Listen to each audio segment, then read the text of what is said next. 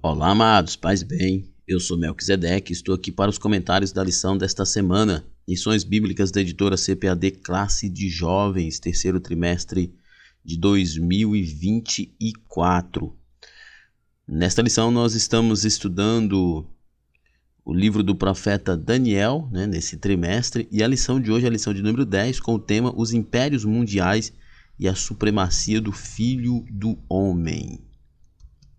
Lembrando que, sendo um assinante do BremFoco.com, você tem slides da revista CPAD 100% baseado na revista, com imagens de qualidade prontos para serem usados. É isso mesmo, muitos slides por aí não são editáveis e não tem muita qualidade. Mas aqui no BremFoco.com você tem slides 100% baseados na revista, com imagens de qualidade prontos para serem usados, e são slides editáveis que atendem toda a necessidade da sua EBD. Temos experiência na produção de slides e subsídios da revista CPAD desde 2016 e já fizemos mais de 750 slides e você pode baixar todos eles aqui. Basta você se tornar um assinante do BremFoco.com. Temos uma equipe qualificada que se dedica toda semana para entregar um conteúdo de qualidade para você. E o conteúdo da assinatura contém os slides de adultos, slides de jovens, mais bônus, slides de escatologias, slides de discipulado, sermões em PDF, curso básico de teologia e cursos diversos, incluindo curso de capacitação para professores da EBD. Entre em contato conosco pelo WhatsApp 94984092869 ou acesse o site ebdenfoco.com. Muito bem.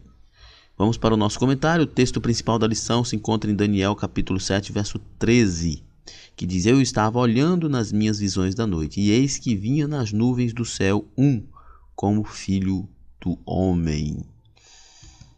Resumo da lição: os reinos deste mundo vêm e vão, mas a soberania de Deus é para sempre. Nós estaremos estudando nesta lição esse contexto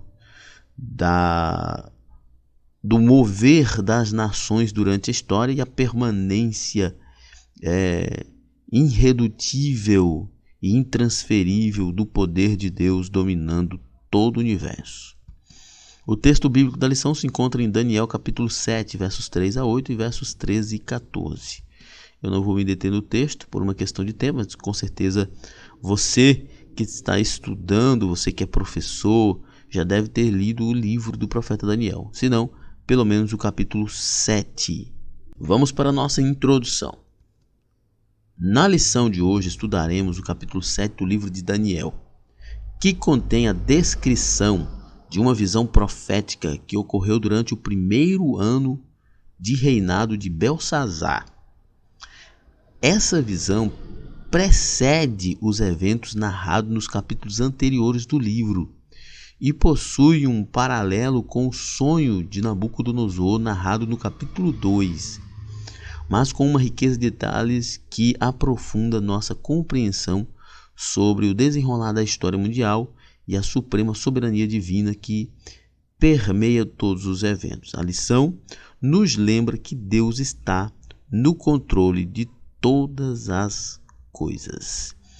Há alguns pontos importantes já aqui na nossa introdução, que é lembrar que o texto está no capítulo 7, registrado no capítulo 7, e o texto diz que Daniel teve esse sonho no primeiro ano do reinado de Belsazar. E aqui o segundo slide explica, que na verdade esses textos não estão em ordem cronológica. Essa visão precede os eventos narrados nos capítulos 4 e 5.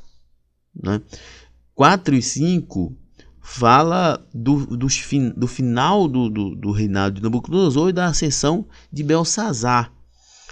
E nesse momento aqui, nós estamos falando do primeiro ano de Belsazar.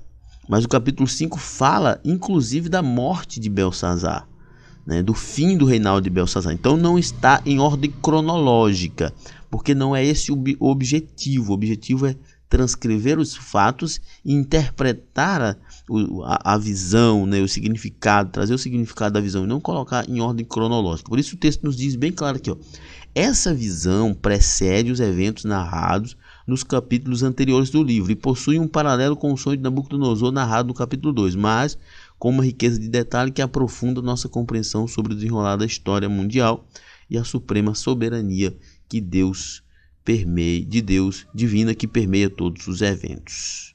Primeiro tópico, a visão dos 4 animais. A ocasião da visão. O capítulo 7 de Daniel descreve uma visão que o profeta teve durante o reinado de Belsazar. E é importante lembrar que o texto deixa bem claro do capítulo 7 que é no primeiro ano de Belsazar. Vale lembrar que a partir dessa sessão o livro não está redigido de forma cronológica, que eu acabei de falar. Por isso não é uma sequência do capítulo anterior. Daniel apenas está relatando os fatos, ele está relatando que ele teve a visão e ele também traz a interpretação dessa visão. Daniel data a visão no primeiro ano do reinado de Belsazar. Logo, ela ocorreu pelo menos 10 anos antes daquele fatídico banquete mencionado no capítulo 5, sobre o qual estudamos na lição 8, né? Pelo menos 10 anos antes.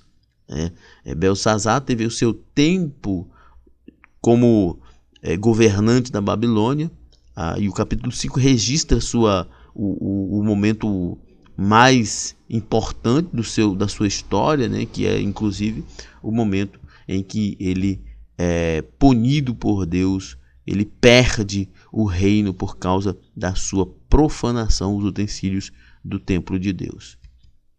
Na visão de Daniel, ele observa os 4 ventos do céu agitando o grande mar. O nosso primeiro slide aqui, eu fiz questão de destacar 4 ventos, grande mar. E o segundo slide já explica essa situação, porque o texto de Daniel diz que Daniel estava, né, ali deitado e ele teve essa visão. E essa visão ele viu os 4 ventos agitando o grande mar. Mas o que é que isso significa de fato, né? Essa imagem simbólica sugere que eventos poderosos e influentes representados pelos ventos, né?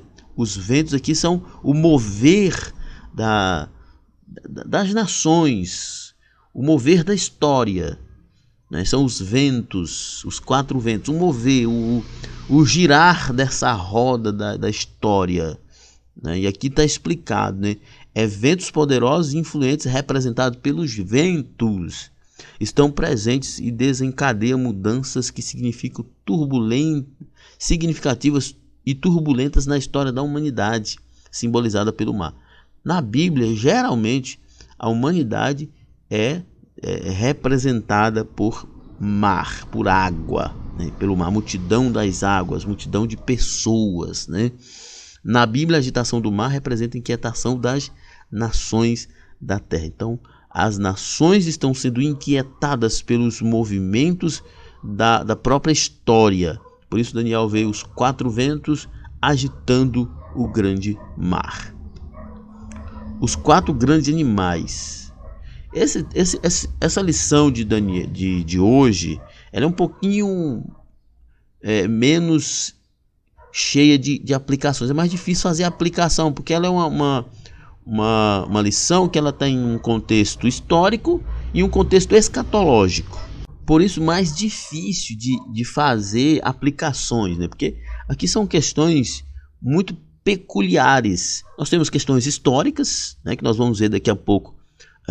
O significado desses animais, por exemplo, aqui nós temos no slide aqui, Daniel continua descrevendo sua visão, no qual 4 grandes animais surgem no mar: o leão com asas de águia, o urso, o leopardo com 4 asas e o 4º animal terrível e espantoso. O que nós temos aqui? Nós temos a visão de Daniel e ela tem o seu significado histórico e também o seu significado teológico, porque também tem o aspecto teológico, escatológico presente aqui. Mas a sua maior parte é o aspecto histórico, que nós vamos falar dos 4 grandes momentos dos impérios mundiais. Então não há muito o que explicar aqui nessa lição.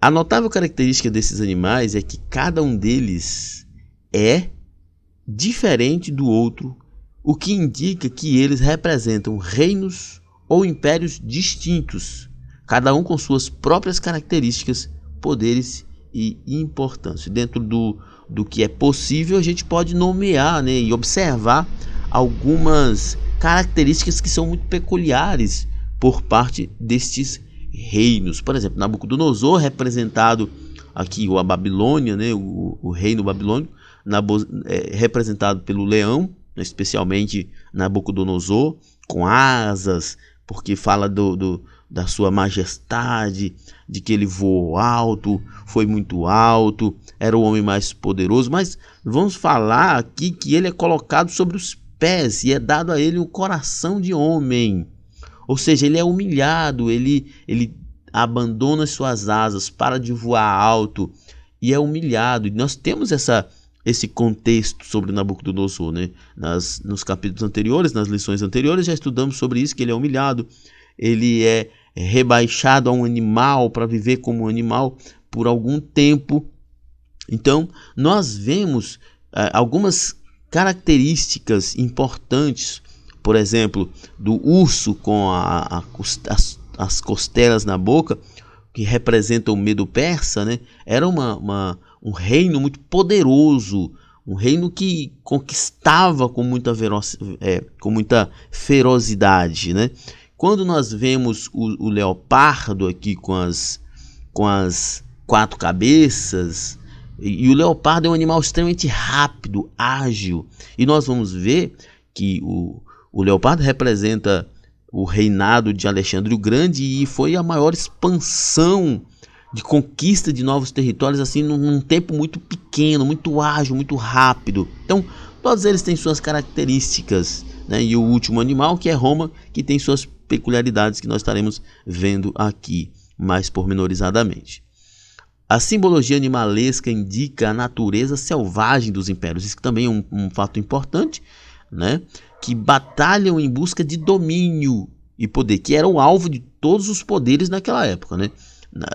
Na verdade, até hoje, quando se tem, por exemplo, quando os Estados Unidos invadem uma nação, quando a Rússia invadiu a Ucrânia, qual é o objetivo? O objetivo é domínio.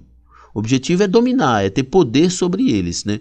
E Daniel tem essas visões, e Deus dá essas visões a Daniel numa perspectiva muito interessante, que é essa questão de que Deus está mostrando ele através dessas imagens de animais. E isso é óbvio porque os leitores deles entenderiam, né? Entenderiam que esses reinos são ferozes, são brutais, né? São cruéis, são como animais que quando partem por ataque não está preocupado em pegar a presa viva, mas apenas em abater. Portanto, profetizando no período do Império Babilônico, Daniel anteviu a sua queda e os governos seguintes. Como diz aqui o texto, né? A simbologia animalesca indica a natureza selvagem dos impérios que batalham em busca de domínio e poder. Esses 4 animais representam os reis da terra: o rei da Babilônia, o rei Medo-Persa, o rei da Grécia e o rei de Roma. Daniel 7,17 diz: estes grandes animais, que são 4 reis que se levantarão da terra. Portanto, profetizando no período do Império Babilônico, Daniel anteviu a sua queda e também os governos seguintes. Daniel profetizou, Deus revelou para Daniel a queda de Babilônia, quem sucederia Nabucodonosor e qual o reino sucederia o poder babilônico, quem viria depois dos medo-persas e quem viria depois dos gregos. O espanto de Daniel. A visão era tão impressionante que deixou Daniel perplexo. Apesar de ser um homem sábio e experiente, aquela revelação era profunda e impactante para ele, porque era algo muito novo, né? Não importa o quanto tenhamos caminhado na vida cristã, Deus sempre nos surpreende, era algo novo. Até porque nós precisamos lembrar também que Daniel tinha todo esse contexto de sonhar, interpretar sonho, mas Daniel não era necessariamente um profeta. Ele era um estadista que era usado por Deus nessas áreas aí de interpretação de sonho. As implicações sombrias para as pessoas da terra e para o seu próprio povo era mais do que Daniel poderia observar claramente. Contudo, o anjo de Deus estava lá para dar entendimento a Daniel, explicando o sentido do sonho. É óbvio que a explicação ela é bem sintetizada, né? Até porque é impossível compreender todos os mistérios de Deus. E certamente o que Daniel viu é algo extraordinário, mas nem dá para ele escrever. Não dá para expressar em palavras, muito menos em palavras escritas. Segundo tópico, a interpretação do sonho. Os reinos deste mundo. O sonho de Daniel guarda relação direta com a estátua do sonho de Nabucodonosor no capítulo 2. O sonho e a visão retratam as mesmas realidades históricas sob perspectivas diferentes, né? Isso aqui é bem legal, e você fazendo o estudo, você vai perceber que realmente os dois sonhos são imagens completamente diferentes, mas que falam das mesmas coisas, né? Capítulo 2 e capítulo 7 de Daniel registram uma revelação divina que trata do mesmo assunto, mas com elementos diferentes. O primeiro foi o próprio Nabucodonosor que teve o sonho, e depois foi Daniel. O Império Babilônico. O Império Babilônico é o leão, animal feroz e régio, corresponde à cabeça de ouro. E em Jeremias 4, 7, 50 e 17, Nabucodonosor é comparado com um leão. O leão representava muito bem a imagem poderosa, conquistadora, forte, dominadora de Nabucodonosor.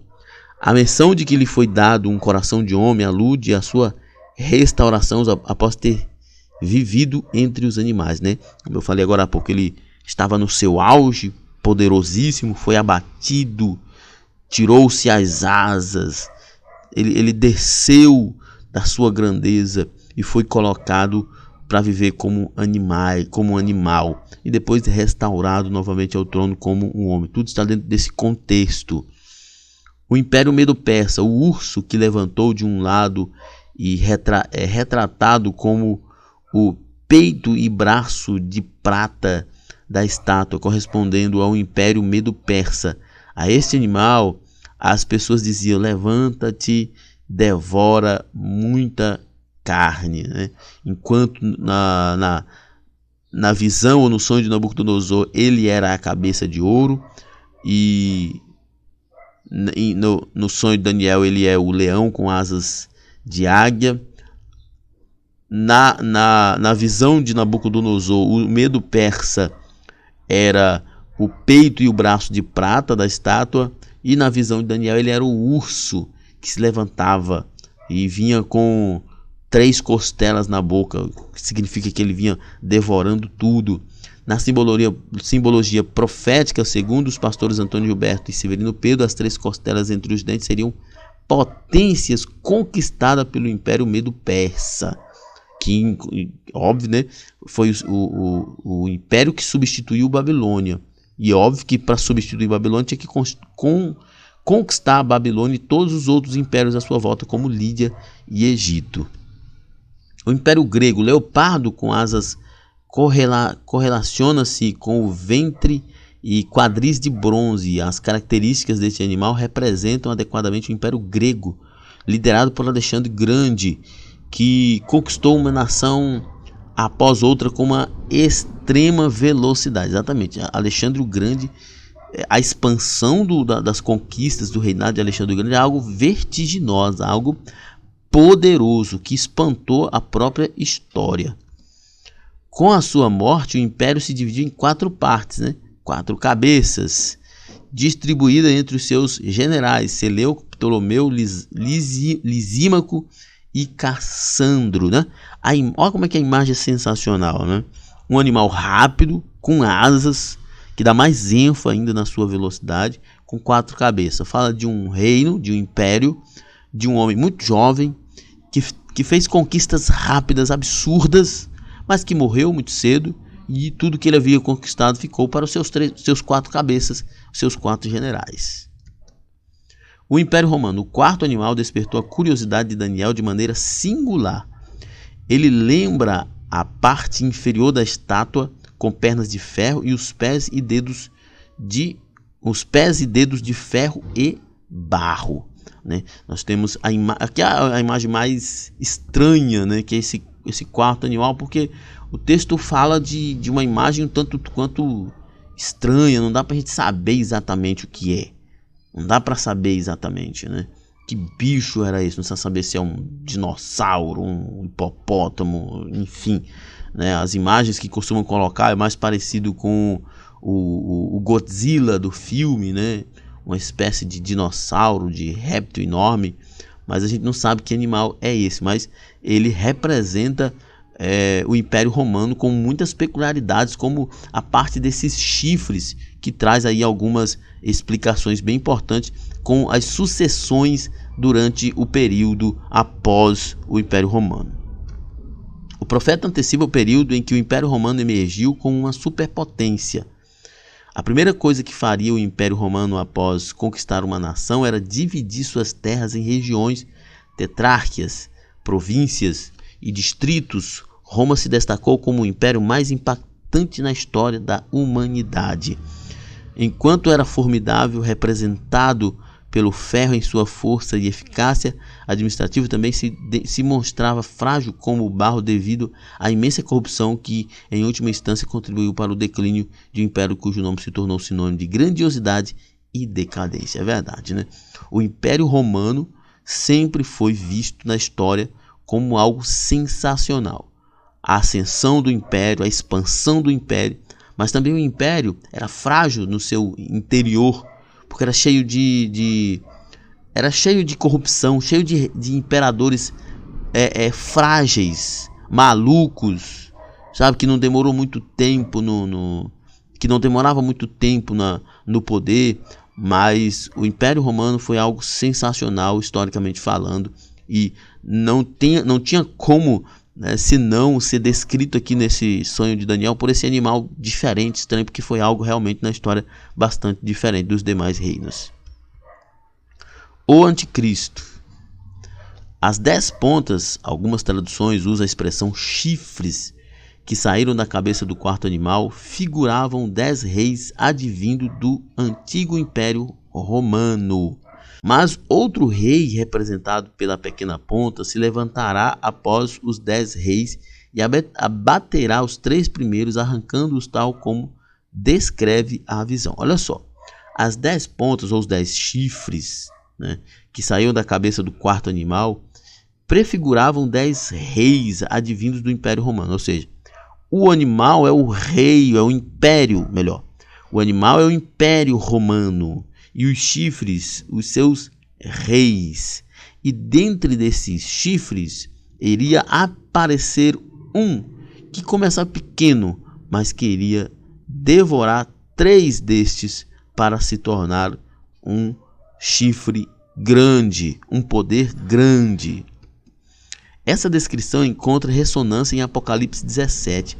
Os fatos proféticos do versículo 8 são ainda futuros, como bem nos mostra o livro de Apocalipse, né? Apocalipse 17, verso 2 diz: os 10 chifres que viste são 10 reis, os quais ainda não receberam o reino, mas recebem autoridade como reis, com a besta durante 1 hora.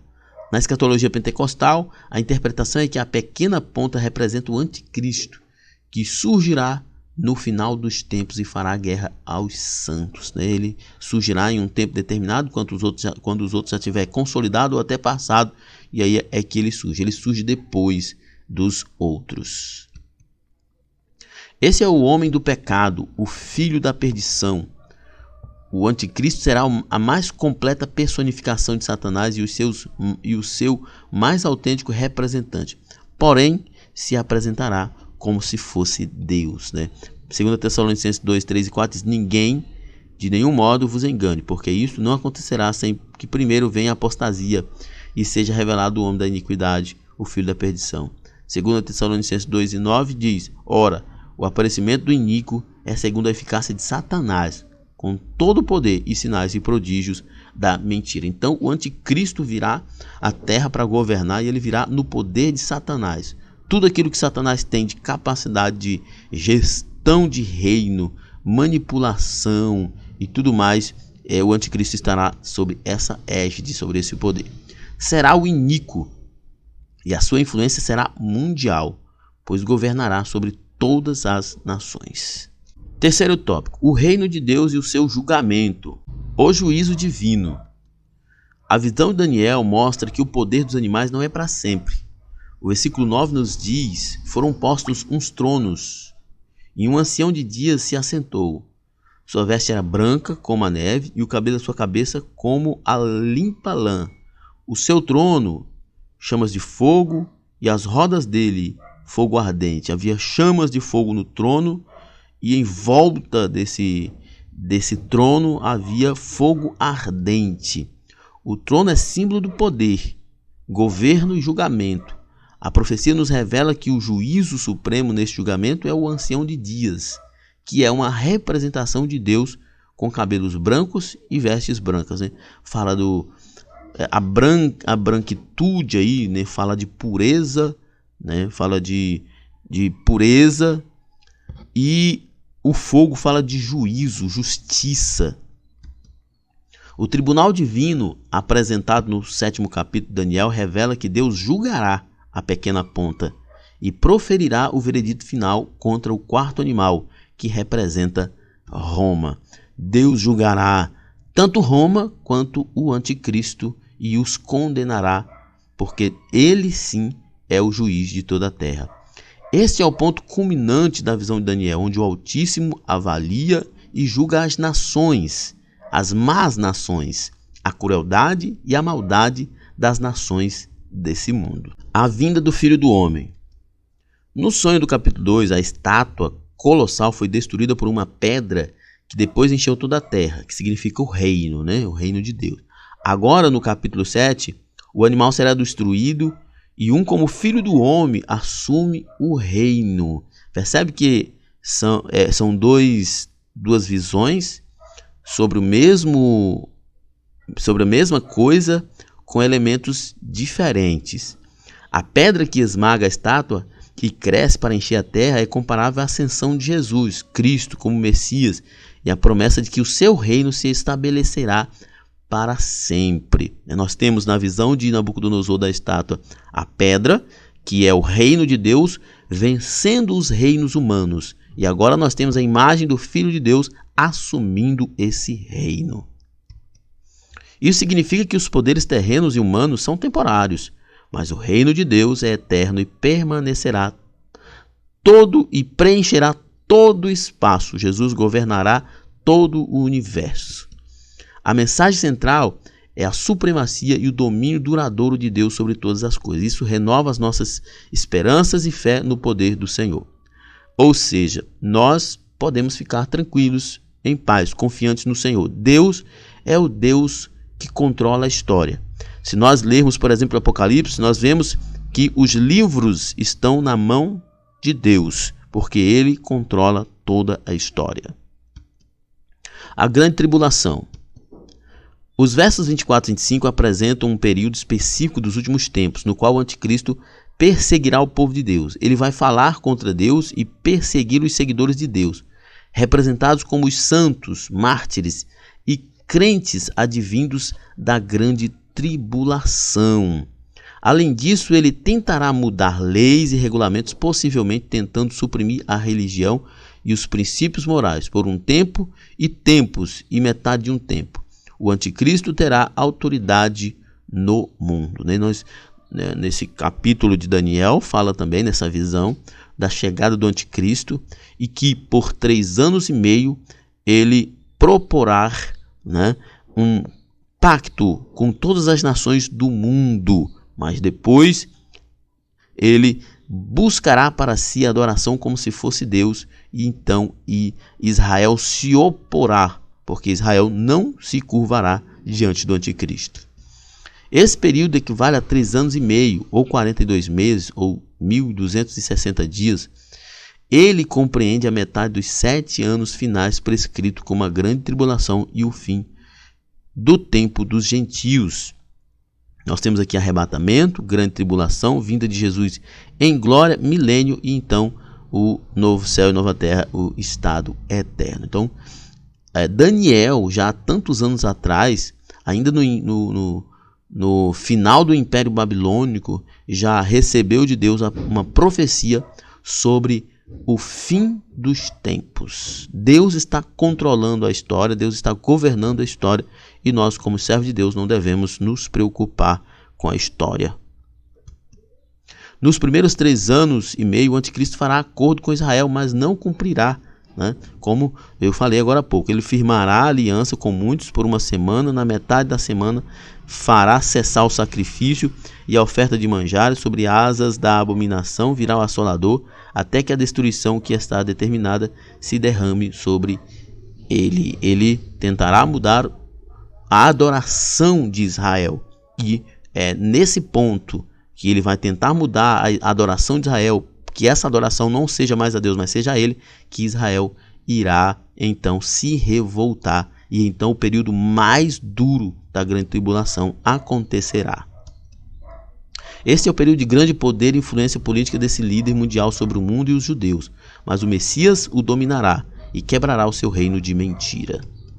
O anticristo será condenado e a plenitude do reino de Deus será estabelecida para sempre no milênio e depois na eternidade. Muito bem, nossa conclusão. Como vimos no capítulo 7, Daniel recebe visões a respeito dos 4 grandes impérios e do estabelecimento do reino eterno de Deus.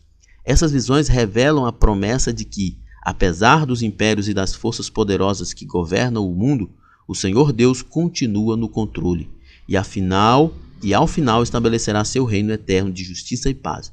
Isso nos desafia a manter a nossa fé firme, mesmo em meio às incertezas e turbulência do mundo, pois Deus tem um plano soberano que se cumprirá sem dúvida nenhuma. Muito bem, então chegamos ao final de mais um comentário. Na plataforma ebdemfoco.com você tem tudo o que precisa para ministrar uma aula de excelência. Ficamos por aqui, até a próxima. Paz e bem a todos.